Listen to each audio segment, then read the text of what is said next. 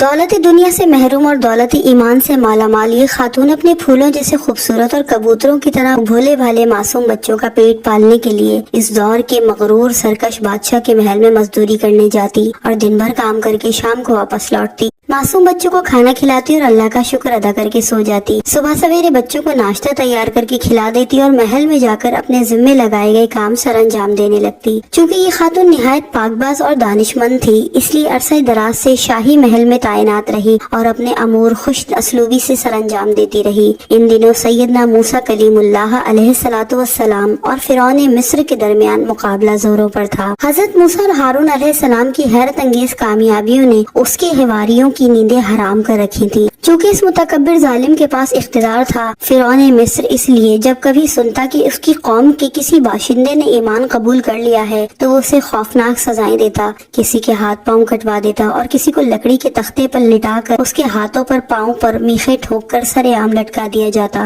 اس کے اس طرح کے مظالم کے دورانیے میں حضرت موسیٰ علیہ السلام کی دعوت فرعون کے محل میں بھی پہنچ گئی تھی۔ اس کا خازن ایک خادمہ اور بی بی آسیہ بھی ایمان قبول کر چکی تھی۔ وہ جب کبھی سنتی کہ سیدنا موسیٰ غالب رہے ہیں اور فرعون زچ ہو گیا ہے تو وہ دل ہی دل میں خوش ہوتی اور اپنے ایمان کا اظہار نہ کرتی، مبادا کہ فرعون کو بھنکنا پڑ جائے اور وہ انہیں عذاب کی چکی میں پیس ڈالے۔ ایک روز وہ فرعون کی نوجوان اور نازک مزاج بیٹی کو کنگھی کر رہی تھی کہ اچانک اس کے ہاتھ سے کنگھی گر گئی۔ اسے اٹھاتے وقت بے ساختہ اس کی زبان سے بسم اللہ نکل گیا۔ جب فرعون کی نازک مزاج اور شوخ طرار بیٹی نے یہ کلمہ سنا تو چونک پڑی اور پوچھا، یہ اللہ کون ہے جو میرا اور تیرے باپ کا رب ہے؟ مومنہ نے جواب دیا۔ وہ کہنے لگی، کیا میرا باپ سارے لوگوں کا رب نہیں ہے؟ جی نہیں، بلکہ لوگوں کا رب تو وہ ہے جو مجھے، تجھے اور تیرے باپ کو روزی دیتا ہے۔ اچھا، اس کا مطلب یہ ہے کہ تو میرے باپ کے علاوہ کسی اور کو رب سمجھتی ہے؟ جی ہاں، میرا، تیرا اور تیرے باپ کا رب اللہ ہی ہے۔ یہ سن کر فرعون کی لڑکی سیخ پا ہو گئی اور اس نے اپنے باپ کو اطلاع کر دی۔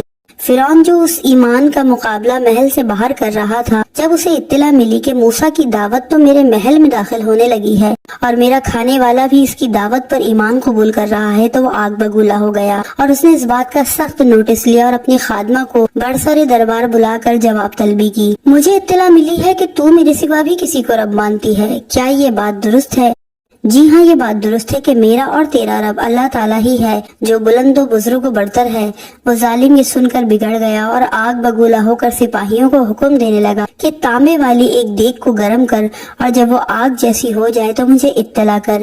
اس کے بعد فرعون نے اس بی بی کو بلایا اور دھمکی دی کہ اگر تو نے میری خدائی تسلیم نہ کی اور اس بات پر قائم رہی جو موسیٰ کہتا ہے تو میں تیرے سامنے تیرے بچوں کو اس دیگ میں پھینکواؤں گا اور آخر میں تجھے بھی نظر آتش کر دوں گا۔ فرعون العین نے جب اس مومنہ خاتون کو بچوں کی جلا ڈالنے کی دھمکی دی تو اس نے کمال استقامت کا مظاہرہ کیا اور نہایت اطمینان و سکون سے جواب دیا اور کہا کہ میں تو اس حقیقت پر ایمان رکھتی ہوں کہ میرا اور تیرا رب اللہ ہی ہے۔ اگر تو اس کے پاداش میں مجھے اور میرے بچوں کو مار ڈالے گا تو میں صبر کروں گی۔ چنانچہ اس ظالم نے جب دیکھا کہ دیگ گرم ہو کر آگ کی طرح دہکنے لگی ہے تو اس نے اس کے بچوں کو پکڑا اور اس کے سامنے کھڑا کر دیا اور کہا کہ اب بھی وقت ہے، موسیٰ کے دین سے پھر جا اور بچوں کے ساتھ زندگی گزار۔ لیکن یہ خاتون نہ تو بچوں کے بغیر رہ سکتی تھی اور نہ ایمان کے بغیر۔ چنانچہ اس نے ایمان کی خاطر اپنے اور اپنے بچوں کی جان کی قربانی دینے کا عزم کر لیا اور کہا، کوئی بات نہیں، تو جلانا چاہتا ہے تو جلا دے، اس ذات پاک پر تو ہماری جان بھی قربان ہے۔ البتہ اس نے اتنی درخواست کی کہ میری اور میرے بچوں کی ہڈیوں کو ایک ہی جگہ دفنایا جائے۔ فرعون نے کہا، ٹھیک ہے، تو نے عرصے دراز تک ہماری خدمت کی ہے، اس کے صلے میں ہم تیری درخواست منظور کرتے ہیں۔